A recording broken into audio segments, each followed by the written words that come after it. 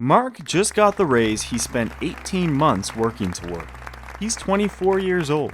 He opened his banking app to feel something good. Instead, he stared at that number, $847, and felt the same quiet dread he always felt. He had expected the raise to fix things. It didn't. His rent went up. His car needed new brakes. His credit card balance crept back up to where it was before. More money, same feeling. He put his phone face down and thought, maybe I just don't earn enough yet.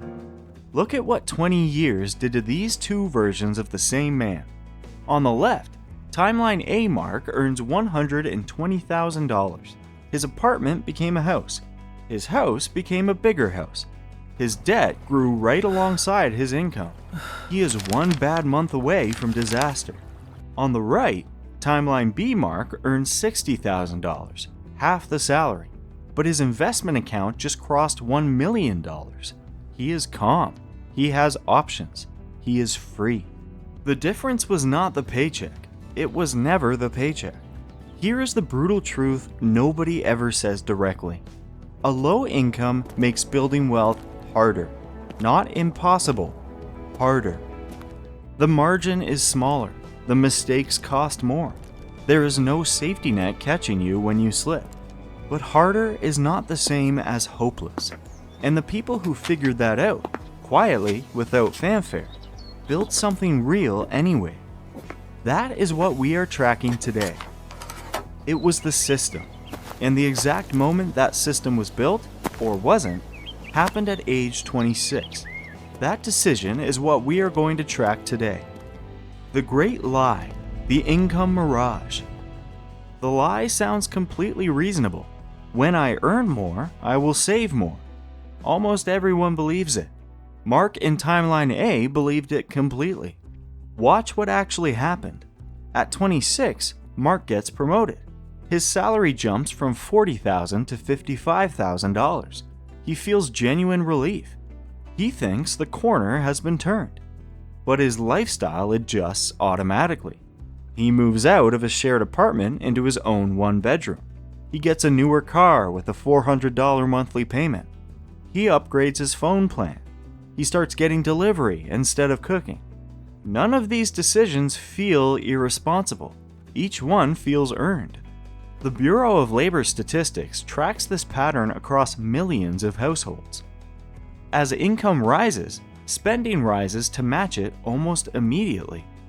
The gap between what people earn and what they keep barely moves. Stanley and Danko documented the same thing in The Millionaire Next Door.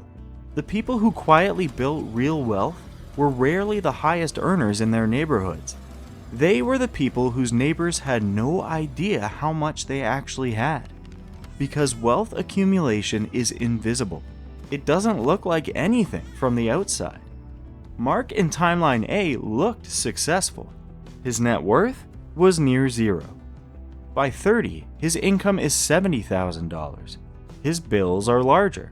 His savings account has less than $2,000. He is still running. The finish line is still moving. This is the scarcity mindset trap. Growing up without money teaches your brain one lesson on repeat. Spend it before it disappears. That is not weakness. That is survival instinct. The brutal truth is that the financial system was not designed with Mark in mind. It rewards people who already have a cushion. It punishes people who don't with overdraft fees, high interest rates, and predatory lending dressed up as convenience. Mark wasn't bad with money. He was playing a rigged table with the wrong chips. When you grow up without a financial cushion, your brain treats extra money as something to deploy immediately before it disappears. The habit of spending everything is not a character flaw. It is a conditioned response. The only way out is to build a structure that removes the decision entirely. The wealth system, the architecture of control. Mark in Timeline B doesn't rely on willpower. He knows his own brain will spend whatever is available. So at 24, he builds a machine instead.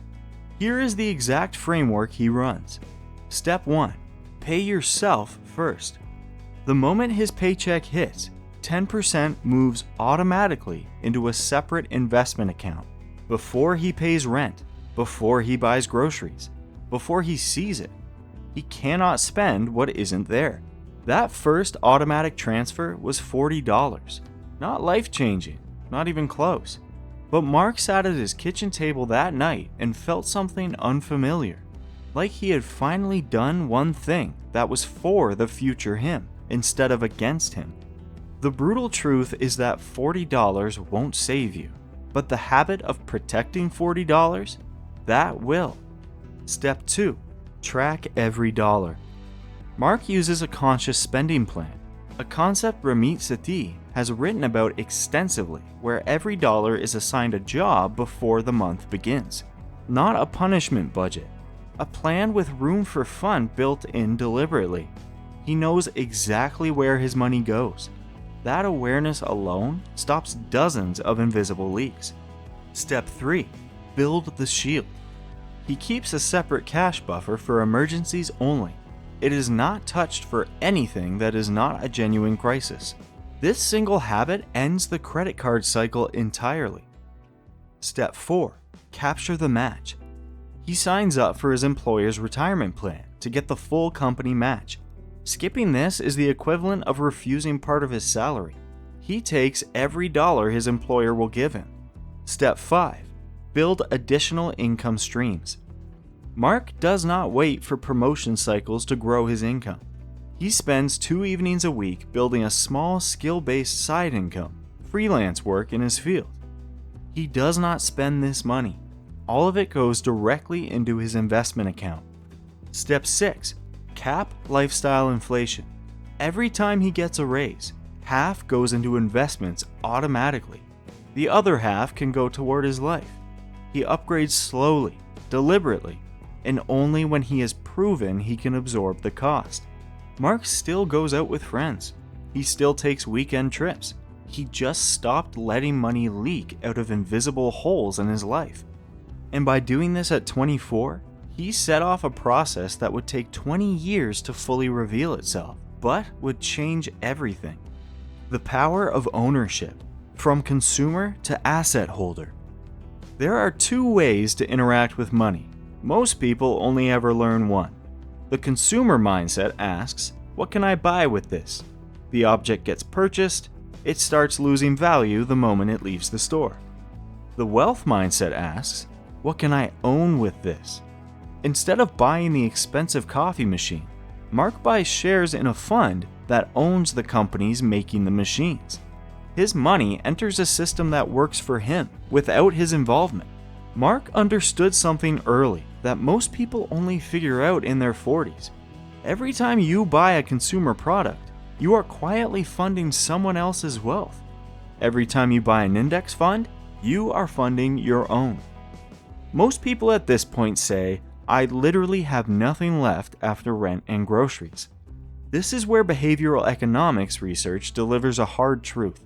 When people actually sit down and track every transaction for 30 days, not estimate, but actually record, they almost always find money they forgot they were spending. Subscriptions that auto-renew, convenience fees, small daily purchases that feel invisible but add up to hundreds of dollars. Mark did not eliminate joy from his life. He eliminated spending on things he did not consciously choose. The money he redirected from unconscious spending into index funds did something that surprised him completely. The math will show you exactly how much. The compounding moment, the hard numbers. The Federal Reserve Survey of Consumer Finances tracks wealth accumulation across income levels. The consistent finding? The gap between high-income households with no investment system and average income households with a disciplined one is not just meaningful, it is staggering. Here is the exact math. A simple index fund tracking the total stock market has returned an average of approximately 9% annually over the long term. He discovered a money engine called compound growth. At a 9% return, small monthly deposits turn into huge amounts when you wait long enough. If he put in $200 a month, after 10 years he would have $38,000. After 20 years, it would grow to $133,000. And after 30 years, it would become $368,000. But what if he saved more? With $500 a month, he would reach $96,000 in 10 years, $334,000 in 20 years, and $921,000 in 30 years. And if he really pushed to $1,000 a month, after 10 years he would see $193,000. After 20 years, $669,000. And after 30 years, an incredible $1,842,000. The secret was simple. Consistent monthly deposits plus patient decades equals giant money.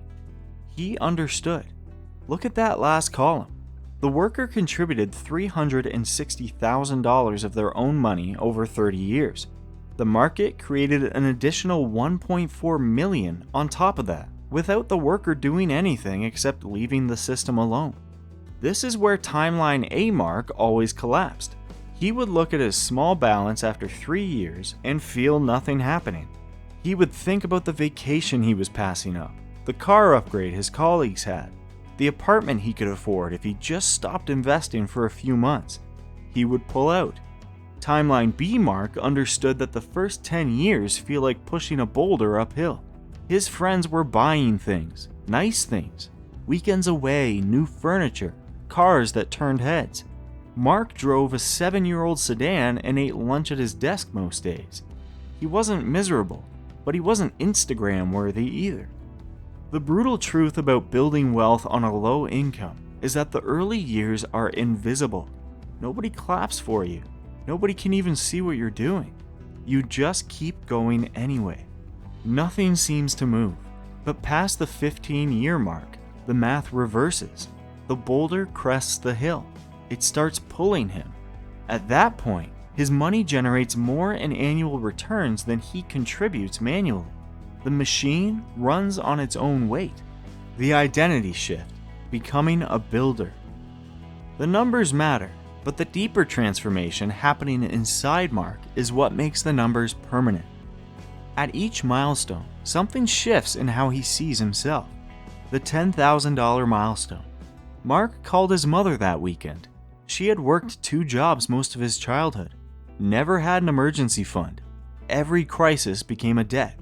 He remembered the specific look on her face during those moments. Not panic, just exhaustion. He did not have that look anymore. $10,000 had quietly removed it. A flat tire no longer ruins his week. He has a buffer. For the first time in his adult life, a small emergency is just an errand. The low-grade anxiety that has lived in his chest since his first apartment starts to quiet down. The $25,000 milestone. Mark walks into his bank to renegotiate the interest rate on his car. He has cash. He has leverage. The conversation is completely different. He is no longer asking for anything. He is choosing. The $100,000 milestone. His investment account grows by $6,000 in a single month without a single action from him. He stares at that notification for a long moment. He is not just an employee anymore. He is an investor. Those are different identities. The $500,000 milestone. The machine is running on its own. Mark's investment returns each year now exceed his annual contribution. He has crossed the line Morgan Housel describes in The Psychology of Money, where wealth becomes the options you have not yet exercised. The expensive things he did not buy. The raises he did not inflate away. All of it converted into freedom he can feel every single morning. Wealth is built quietly. Financial freedom is almost never visible from the outside. The person who looks wealthy is often the person furthest from it. The person who looks ordinary is sometimes the one with the most options. Mark in Timeline B looks ordinary. That is the point. The end game. The final account. Timeline A Mark earns $120,000 a year. His fixed monthly costs are enormous. Large mortgage, 2 car payments, revolving credit card balance that never quite clears. He is one bad quarter away from a genuine financial crisis. His high income did not protect him. It just made his lifestyle too expensive to escape. He cannot leave a toxic situation. He cannot absorb a pay cut. He cannot take a year to figure out what he actually wants. He is trapped inside a life that looks successful from the road. Timeline B Mark earns $60,000, half the salary, but 20 years of automated investing have built an account worth over $800,000. His home is paid off. His total net worth crosses $1 million. He does not need a corporate title. He does not need his boss's approval. He owns his time. That is the only finish line that ever mattered. His mother retired that year. She called him from a part-time job she couldn't afford to leave. Mark listened. He didn't say much. He had started with the same income she had, the same neighborhood, the same odds on paper. The brutal truth is that the system makes it hard, but it doesn't make it impossible. And the distance between those two things, hard and impossible, is exactly where everything gets built. Most people spend their entire lives chasing a bigger paycheck. The people who end up free built a system instead. And once that system is running, once the machine is turning on its own, the size of the paycheck matters far less than anyone told you it would. Building the system on an average income is how you escape the paycheck cycle permanently. But as your balance starts hitting those early milestones, the rules of money start to change. And knowing what changes at each level keeps you from making expensive mistakes. To see the exact threshold where your savings balance flips your leverage with banks and lenders, and what that flip actually looks like in real life, watch Why Banks Fear People with $25,000 Saved.